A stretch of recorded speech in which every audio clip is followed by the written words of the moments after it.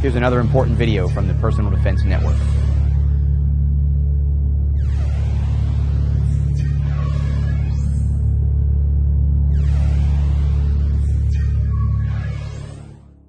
As I sat down on this rifle, I realized that I had to hold my head up to get my eye to the center of the scope.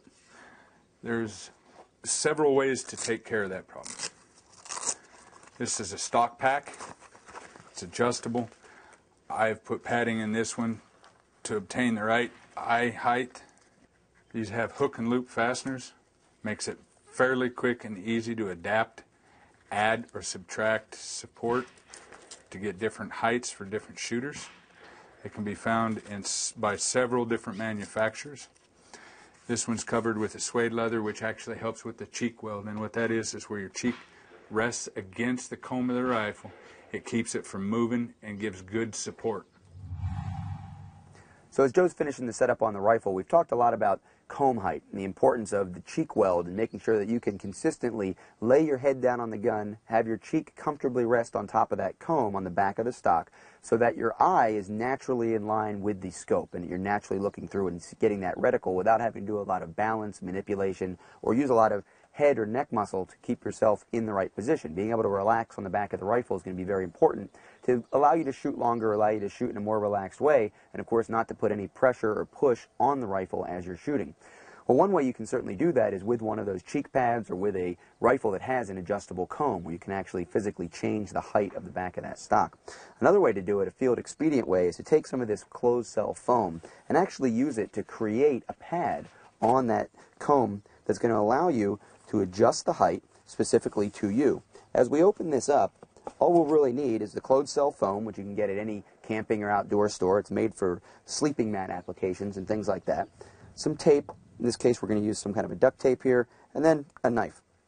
We'll take the knife, and we're actually just going to cut strips. And the strips will be 3/4 of an inch to an inch wide and about 8 to 9 inches long. Once we get those strips cut, we'll be able to use them to set the height to the right amount. Now, I know from past experience that it usually takes me 3 strips at most and at least 2. So I'm going to go ahead and cut 3 strips. We can always come back and cut more. This will allow you to save your mat, and well, at this point we could still use this for camping. So you buy one of these, it'll probably get you through a lifetime of comb height adjustments with the different rifle and scope combinations that you're going to use when you set up your precision rifle.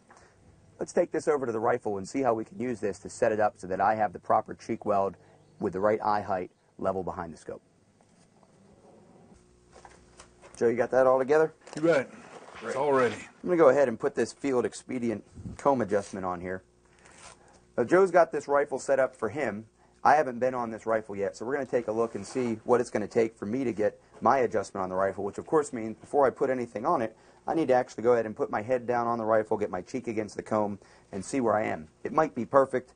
Honestly, I think it's going to be a little low.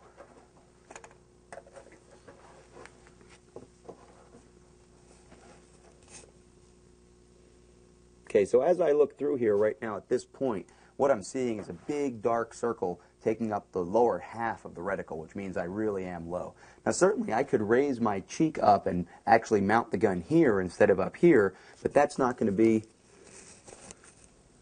very comfortable at all. That's going to require my muscle control and again put more pressure on the rifle, move the rifle more, and cause more fatigue for me. It's not going to be enjoyable. It's not going to be consistent. So I'm going to start with my first piece of solid core foam. Go ahead, pull off some tape. Now, this doesn't have to be pretty. This doesn't have to be a final adjustment. What you do want it to be is smooth. Make sure you have all the wrinkles out of your tape as you come up and put that over. And what you want to do is match the contour as much as you can of the top of that stock. Now, I cut these to a couple different widths, and that was so that I could layer them from the widest to the thinnest as I go up and try to maintain that contour that's going to be comfortable up against my cheek. Once I get this relatively stable and pinned down, I'll go ahead and check that height and see if it works before I make any final adjustments or put a lot of tape on here.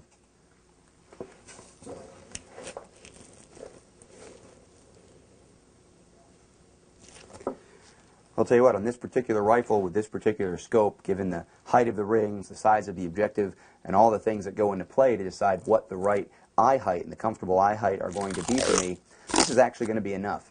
So I'm going to go ahead and complete this. What I want to do is make sure that I cover the foam up completely, get it locked down in a very solid way.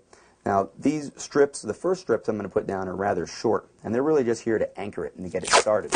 What I'll probably do then is go back, cover them up completely with more tape, and one of the things I like to do is then take a piece of moleskin or something else that's going to be soft and more comfortable for my cheek, especially if my cheek is going to lay on the rifle for extended periods of time or a long shooting session. I'm not going to want to build up the sweat or have some of the gummy tackiness from the tape rub up on my face. So I'll just cover this up with moleskin if this were going to be a permanent application. Once we have this set, again, it should be very easy for me to consistently lay my head down and line up right behind that reticle.